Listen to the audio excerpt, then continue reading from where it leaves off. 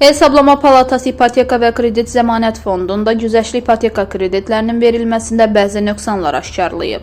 Güzəştli ipoteka kreditlərinin verilməsindən geri qaytarılan vəsait tam olaraq təkrar maliyyələşdirməyə yönəldilməyib. Bir hissəsi ipoteka örtüyü ilə təmin edilmiş, ipoteka istiqrazlarının bağlanmasına və digər istiqamətlərə yönəldilib. 2009-2023-cü illər ərzində ümumilikdə 185,5 milyon manat vəsait daxil olub ki, onun da 44,4 milyon manatı güzəştli ipoteka kreditlərinin yenidən maliyyələşdirilməsinə, 129,4 milyon manatı fondun emissiya etdiyi ipoteka istiqrazlarının ödənişinə yönəldilib. 11,7 milyon manatı isə hesablaşma hesabının qalğında qalıb.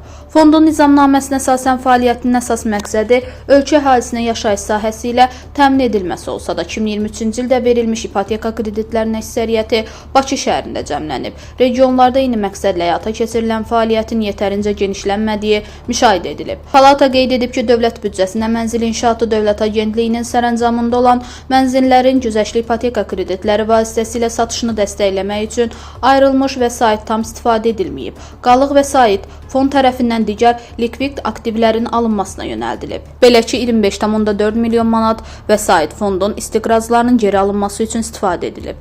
Dövlət büdcəsindən subsidiya üçün ayrılmış vəsaitin öhdəliyi kimi 3 il qəbul edilməsi və proqnozlaşmanın tam əsaslı olmaması ayrılmış vəsaitin bir hissəsinin fondun hesabında qalmasına şərait yaradıb.